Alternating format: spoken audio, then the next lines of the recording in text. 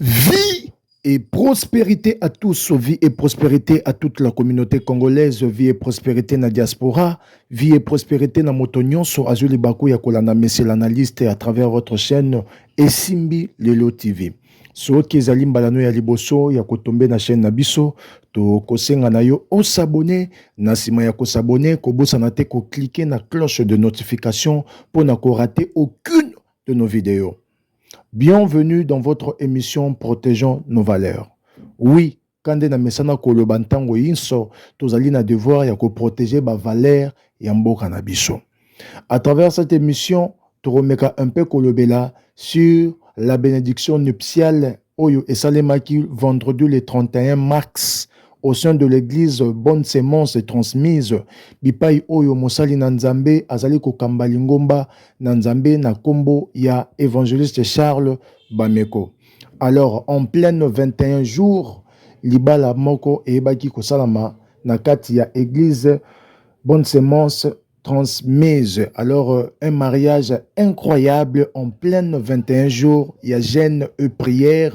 Nzambe apamboli batu na mabala. Ok, na moi, il y a avril oyo, il y aura aussi tant de mariage oyo pambwa manakati ya église. Programme déjà qui est déjà fixé. Alors, tozolo bela plus na mariage oyo et salamaki bongo le 31 mars na kati église Bonne Sémence est transmise. Alors mosali na Nzambe moto oyo Nzambe a mandaté pour akamba lingomba na Nzambe na kombo ya évangéliste Charles Bameko yende mutu apambolaki libala wana. Mais eloko oto remeka un peu kofongola oyo kosunga biso banso bandeko o bazali dans le mariage, bandeko o bazali ko envisager libala, bandeko o bazali ko aspirer au mariage. Mateya o eteyamaki mokolo ya vendredi eza mateya oyo kosunga tout le monde. Olingaka libala, ou envisageaka libala, ou aspirera libala, oza dans le mariage. Boza ba complication, ba problème, ba incompréhension. Mateya oyo ekoyeba kosunga yo. Quand bien même na kolobela nyonso te me na kolobela 2 ou 3 points oyo esimbaki nga na ye comme d'habitude pour na kobeta 7 na culte oyo elekaki vendredi ya bénédiction nuptiale pe pour na koteya batu par rapport ya mateya oyo eteyamaki mokolo wana. Alors l'homme de Dieu attiraki mateya ne na livre ya Pierre. Bandeko na ngai, na kati ya bénédiction nuptiale wana ezali renouvellement. OK? Bandeko na biso ba marié basalaki renouvellement ya ve na bango. Basalaki renouvellement ya ve na bango. Alors lorsque nous parlons de renouvellement, na compréhension nanga, renouvellement ezali renouvellement ya mariage ezali kotalisa ke bandeko o babalaka déjà mais baye ko renouveler lisusu ve na bango. Donc ezali te mbala na bango ya yambo. Déjà bakenda mairie, déjà basisaki problème ya coutumier, mais o basalaki bongo ezalaki nango juste renouvellement ya mariage na bango. C'est une leçon et un exemple à suivre. Omoni eloko o bandeko basali eloko nyonso oyo ezalara physique avant et comme physique et bandanon kozala spirituel. Libala ezali parmi les grandes bénédictions divines. Nzambe ye moko a honorara mariage telaka mokeli ya nyonso mokeli ya likolo pe na se aza ko honorer mariage pe a recommander na bato ba honorer mariage. Alobi na liloba na que le mariage soit honoré de tous. Ye moko il honore le mariage. Nzambe ye moko. Donc c'est une grande bénédiction parmi les mariages ezali institution divine. O Nzambe ye moko ayebaka kozala pour yango a soutenir yango. Alors, tango bénédiction wana ezako salema, il y a des alliances oyo esalemaka na ba ve to salaka. Omoni ba maloba oyo to lobaka liboso ya bato na bénédiction nuptiale. Ba ve oyo to zwaka na pendant le mariage. Ezali ba maloba to ba ve moko ezalaka na pouvoir, ezalaka na pouvoir makasi sur notre vie. Ezalaka na influence makasi na bomoi na biso. Bato ebele bazwaka ngo na pamba. yango ngai na kondanaka bato oyo bazolinga babalana na boyebika ndenge ba bénédiction nuptiale esalamaka. Il faut mobali aloba, il faut mwasi aloba. Mais nazala contre bato bakenda kokomela bango ba parole. Ba répéter yango na bandako le roi récitation ba mémoriser yango ale baye ko bango liboso bato. Non. Maloba wana eza ve mobimba.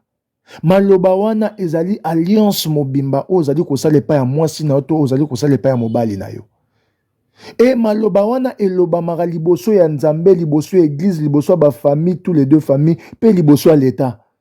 C'est-à-dire mokili eyoki yango likolo pe na se yoki yango mi pepe pe milimo ba oyoka maloba wana. Et tant maloba wana ezali kokutana na bénédiction nuptiale o ezosalema na ba parole ya basali na nzambe, ezosalema mo ba pacte na ba vie ya bato. Donc ezali lokola ba accord. Mobile alobi mwasi alobi eza ba accord na bango ba yokani po ba évoluer na libala na bango. Mais oromona bato ebele na kati ya libala ba yebaka ko vivre te. Ba maloba o ba lapandaki ndai devant Nzambe, devant famille, devant l'état, devant église. Ba vivre en te pourquoi? Parce que tant mususu moko na bango a respecter ba accord te, moko na bango a respecter ba vete o asala ke pa ya mwasi na ye to asala ke pa ya mobali na ye. Lorsque vous allez vivre en dehors, il y a ba accord, en dehors, il y a ba ve o bol salaki, il y a ba ndayo bol lapanaki. Il y a ba ke déséquilibre ekota na kata libala. Déséquilibre ekota ramakasi. Alors par rapport à Berrer et à mobali to par rapport à Berrer et à mwasi, ce que vous constatez en une année, 2 ans, maman, papa, tout ça, la bino appelle, pour renouveler mariage nabino, pour renouveler alliance nabino. Bon bandela marambounion sosika. Et cet acte, il y a renouvellement oyo. Et ça les actes oyo, ça n'a pas influence makas même sur le plan spirituel, même sur le plan physique. Bandeko onde ba renouveler, et ça va renouveler, mais nyonso ya bango et comme renouveler. Et surtout ceux qui bazui renouvellement na bango ba tosi yango ba obtempérer yango ba observer yango ba kozala heureux ba kozala béni ba kozala prospère ba ko mata de gloire en gloire parce que ba ve eza respecté ba ve eza obtempérer mais ceux qui ba ve eza obtempérer te eza respecté te ba makambo ebele kotaka na kati ya libala. Bamakambo ebele kota na kati ya libala. Libala po ezala bien physiquement, il faut ezala bien spirituellement. Libala po etongama bien physiquement, il faut etongama bien spirituellement. Yango bomoni bandeko na biso mokolo ya vendredi le 31 mars, bayebaki kosala ve na bango liboso ya Nzambe. Et na sepelaki na sincérité ya mobali. Koyoka mobali azoloba ke je crois comme on est ndeko John. Koyoka mobali azoloba que mabe mingi utake pananga. Bambeba mingi utake pananga. Ce sont des choses où ba te belé mi ba le belé ba reconnaître raté. Pourquoi? À cause de leur position et qui mobilicité. Donc, mutusoki azali mobali ata sali berer à ko reconnaître ngote pa ya mwasi. Pe place oyo berer ezali difficilement reconnu. Renouvellement ça m'a raté. Pour renouvellement et salema, makambo nyonso ezonga na nzela, il faut boluka source de provenance ya bambeba. Tant on va découvrir source de provenance ya bambeba, le concernant il faut reconnaître yango. Tant on le concernant reconnaître yango, renouvellement et kozala le bienvenu peut beaucoup vivre via sika. Beaucoup vivre via sika. Yango bomoni renouvellement wana et ça les maquis. Donc à ce que moi je sache, la compréhension na renouvellement oyo ezali ndeko mwasi ndeko na biso mwasi na ndeko na biso mobali ba bakuk baza déjà ba marié bazalaka déjà ba marié ba ira juste ko renouveler vœu na bango pour makambo ezonga sika parce que ba constataki que bambeba ekotaki ba incompréhension ekotaki libala na bango vraiment ebebaki vu ba erreur ya moko na moko ba reconnaître ba erreur na bango pour na kata ba erreur pe ya arriva ki ba sumuka ba reconnaître ba erreur na bango ba sumuka ki ba bimaki libanda ya ba vie na bango alors ba ju conseil ba lobi on doit tout recommencer, on doit tout réparer. Ba bongisi entre bango ale balingi siko ba yeba ko renouveler vie na bango ya mariage liboso ya Nzambe. Yango bomonaki bénédiction wana eutaki pa ya papa na biso évangéliste Charles Bameko au sein de l'église Bonne Sémence transmise. Wana ezelo wa liboso o esengé tout simba le roi leçon. Et là, quand mi papa Charles Bameko a lobelaki sur étape à fiançailles. Alobaki que n'étape à fiançailles, fiançailles est une étape moro ya assurance dans une relation amoureuse. Fiançailles est eloko moro ya assurance te. Bato ebele lelo bakoma ko considérer fiançailles libala. Fiançailles est libala te mon frère ma sœur. Fiançailles est libala te. Fiançailles est étape ya observation. Ndeko mwasi azali ko observer mobali, ndeko mobali azali ko observer mwasi. Le fiançailles ezali étape ozo mema bato na libala. Mais pour étape wana et aboutir na mariage et mema bino na libala, il faut premièrement bon consommer fiançailles. C'est-à-dire ton ozolo ba consommation du fiançailles, na lo belate ke bo sangisaka nzoto. Parce que fiançailles ezo pesa biso permission to accès ya koyeba nzoto ya mwasi te pe ya koyeba nzoto ya mobali te. Ezali étape ya observation. Tant nous avons essayé de consommer parce qu'il s'agit de nous tous. Essayé de consommer fiançailles. Exactement que pour toyer bana banzoto non.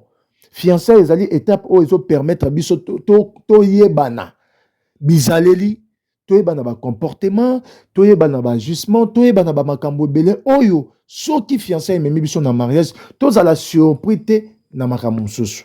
Fiançailles to nous avons bela lisusu. Deuxièmement que nous devons consommer l'étape à fiançailles. Ezali yako ezali yako zwa temps ya observation. OK? Ezali yako zwa temps ya observation. Yako zwa ba critères personnels voilà ibana okimanga ezongi yako zwa ba critères personnels ko étaler yango na relation na bino. Mutu nyonso ndenge azalaka na ba critères na ye. Au-delà ya beauté ya mwasi physique, au-delà ya beauté ya mobali, au-delà ya physique ya mutu, apparence ya mutu, mais ezali na ba critères mususu. Oyo mwasi azalaka nango, il faut en retrouver pa ya mobali. O mobali azalaka nango, il faut en retrouver pa ya mwasi. Étape ya fiançailles, ezopesa biso accès wana ya koyeba plus mutu oyo, ya koyeba plus mutu oyo ozana ye affaire. OK? Et je peux sabiso accès à la connaissance ya mutu, ya ko découvrir ba critères yo lingomo n'est pas ya mutu, o découvrir en na étape ya fiançailles. Et ça fait partie na kati ya consommation ya fiançailles. Malheureusement le lot consommation ya fiançailles et comment toyeba na banzoto to bima tout ça makambo nyonso o ba marié ba salara biso déjà tout ça là yango na fiançailles. Donc ti o comme marié au monde le roi sika ezate. Donc o consommer en pété le na goût nyonso. Pourquoi au milieu là déjà mbuma bien avant. Or eza mabe. Eza mabe makasi. Tout ça là makambo na le contraire na yango. Étape à fiançailles ezali toyebana. Et il faut qu'on consomme fiançailles malamu. Qu'on consomme fiançailles malamu, ezali ko luka ko yeba muninga. Ko yeba oyo olingaka ko mona epa ya muninga, o mona yango na étape wana. Parce que ebele basutuka ba mona libala aza surpris na comportement ya moi si surpris na comportement ya mobali. Pourquoi peut-être musu bazwaka vraiment tenté ya ko yebana. Dans l'étape ya fiançailles bango babanda ko kutana kaka pona makambo ya nzoto pona restaurant. Pour un restaurant, pour une sortie. Or, étape ya fiançailles, eza koyebana olingaka nini te. Ozalaka ndenge nini, comportement ozalaka ndenge nini, fonctionnera ndenge nini. Pour faciliter mariage na biso. Alors, nazongi na makambo wana ezalika juste ko bakisa likolo ya oyo papa lobaki. Donc nazongi na o moto na nzamba lobaki étape ya fiançailles ezali assurance te. Donc, ndena otu ko loba eza étape ya observation. Observation zanine. On a pour ça qu'on découvre makambo o ezali positive et pas ya mutu. Ezali positivité ya découverte wana nde ekomema bino na libala. Mais ce qui o découvrir négativité na oyo zozela et pas ya muninga d'office il faut kata. Ndeko na ngai babala rapona mawate. Babala rapona sentimate. Parce que le seul et l'unique mutu ko souffrir na kata libala ezara yo moko. Le mariage, c'est un chemin d'aller sans retour. Baba Lara une fois, Baba Lara paix non plus pour un jour, pour se remarier un jour. Non, on se marie pour la vie. Alors, yeba déjà choisi nous allons ko sala. Baba Lara te poto sali tan moulaï na mwasi. Na fiançailles, na sali 5 ans, na fiançailles 4 ans, 3 ans, to oumeli na ye, na tike karabo, il faut na bala e poto oumeli na ye. Non, mon frère. Baba la rapon na bon te, baba la rapon na durée du temps te na relation. Baba la rapon na mawate. Baba la raté pour na koloba que non, je ne veux pas na zoki ça et non. Baba la lorsque au moni sur 100% ata 70% ou 75%, il y a positivité. Il y a observation, il y a relation nabino. Parce que mutumo rotaza parfait ou parfaite, oyo rolinga obala yaza 100% malamu to. Mais il faut yeba kokuta ta mo minimum ya makambo malamu oyo linga romo n'est pas mobile, oyo linga romo n'est pas moi si. Omoni yango epa na ye. Baba la rapona mutema, baba la rapona bolingo, pona mawate, pona bolingo, pona mawate, pona bolingo, pona mawate. Baba la raté po moi si on a salé langa mingi, non non non, il faut ko bala pona bolingo. Il faut que vous soyez sincère na choix na yo. Et belé baza sincère na ba choix na bango te. Il faut que vous soyez sincère na choix na yo. Nzela ozo pona eza nzela ya vie. Eza ka nzela teza vie mobimba oyo ozo pona. Alors il faut faire très attention na choix oyo ozo sala. Parce que Nzambe ana sima na yango. OK? De papa le baki na fiançailles évangile Charles Bameko le baki na fiançailles so esimbité. Beaucoup kabwana bino ce n'est pas un péché. Mais si on dit que azo répondre à ça malam, beaucoup qui peut évoluer na relation nabino. Donc c'est un peu ça. Alors papa a yebaki kolobela sur un bon mariage. Un bon mariage, ezali mariage où ezali kotosa liloba na Nzambe. Liloba na Nzambe où il dit que femme soit soumise et mari aimez vos femmes. Biloko mibali wana soki eza na kati ya libala mariage wana ezali mariage fondé sur la parole de Dieu, ezali mariage fondé sur la volonté divine, ezali mariage oyo Nzambe akozala na contrôle na yango. Mwasi esengeli kozala soumise envers mobali. Bolingo ya mwasi etalisamaka par la soumission. Bolingo ya mwasi etalisamaka te na mbebo. Bolingo ya mwasi etalisamaka kaka te na cuisine. Bolingo ya mwasi etalisamaka kaka te na mbeto. Bolingo ya mwasi etalisamaka kaka te na ba maquillage, na ba make-up, na bilamba. Non. Bolingo ya mwasi etalisamaka na soumission. Mwasi esengeli amona mobali na ye lokola seigneur na ye. Lokola supérieur na ye. Mwasi esengeli atosa mobali na ye. Esengeli azala soumise epai ya mobali na ye. Preuve d'amour ya mwasi envers son homme ezali par la soumission. Soumission égale koyoka. Soumission égale koyoka. Mwasi il faut koyoka mobali na yo. Ezalara, eza vice versa, mais mwasi il faut koyoka mobali. Mwasi ayoka mobali te, aza mwasi o mobali vraiment azana goûter ya ko évoluer na ye. Ya ko bala ye, ya osamaka mwa minene na ye. Donc mwasi il faut koyoka mobali na yo. C'est très important. Et mobali, il faut kolinga mwasi. C'est ce que la Bible dit. Donc kolinga mwasi, bolingo mobali est tel ça m'a appelé kana bolingo mobali. Bolingo mobali est tel ça m'a kana affection. Oyo aza ko pesa na mwasi na ye. Donc mobali il faut tel sa affection oyo zanango pour na mwasi na yo. Il faut que tel sa affection wana oyo zanango pour na mwasi na yo. Chaque jour il faut amona yango, il faut à vivre yango. Il faut aïeba ko observer yango mais ko nyonso na bomo na ye. Pourquoi moi c'est à être faible, c'est ce que l'homme de Dieu nous a prêché. Moi si azali être faible. Et sengeli ko batelaye. Et sengeli ko protéger. Et sengeli ko traiter avec affection, avec tendresse, avec douceur. Pour aza être faible nyonso azalara toujours na pour ça azala protéger. Lokola moi si malamu il faut azala soumise. Pour mobali azali seigneur na ye, azali supérieur na ye. Ah, il faut yeba que supériorité na yo. Ezate pour onyokola moi si on maltraité moi si. Mais supériorité na yo c'est une responsabilité. O nzambe apesi yo. De yo supériorité na yo wana ezaka te ke batalo kaka le roi seigneur lokola lion na ndako. So tira batu nyonso kimia babanyi ba olenga. Non. Supériorité na yo c'est une responsabilité.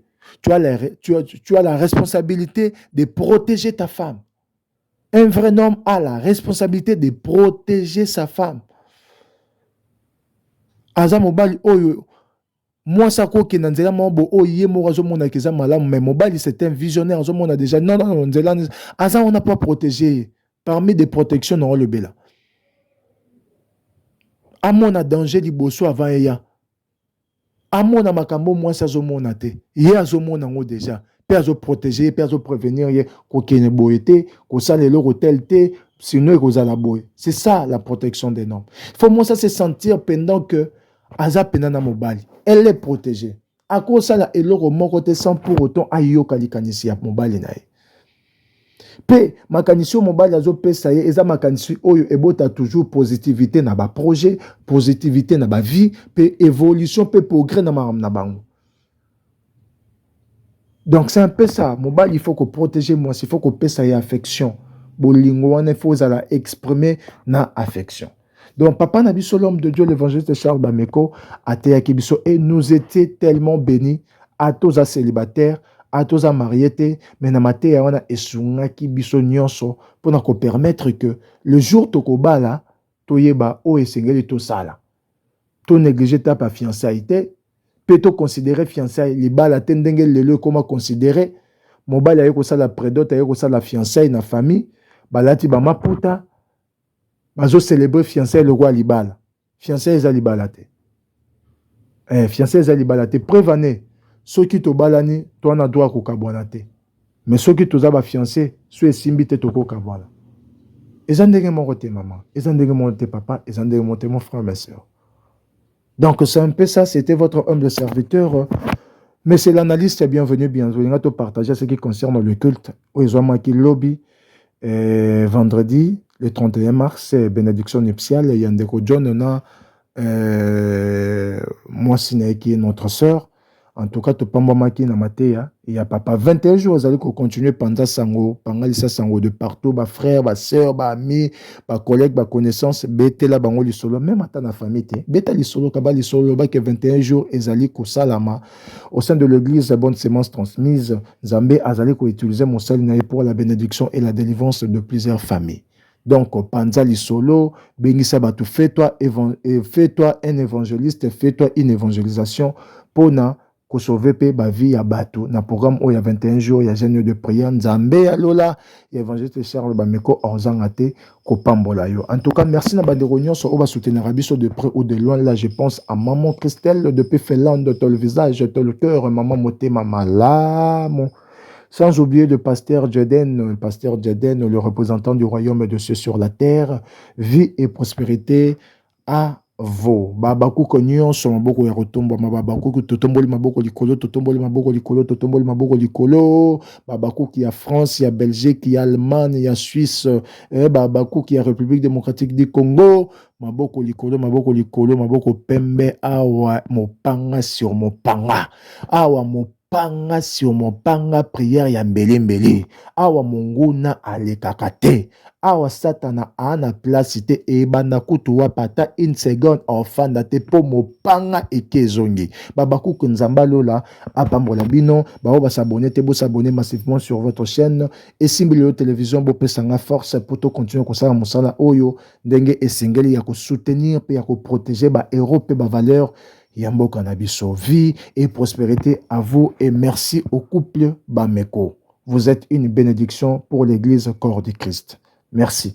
Vie et prospérité à vous. Kobo sanate, ko commenter, pe ko s'abonner. Ce que talanda ki culte wana, ozaki béni, ozaki na culte wana, ozaki béni, au commis commentaire que j'étais béni. Nzambe apambola bino, bye bye.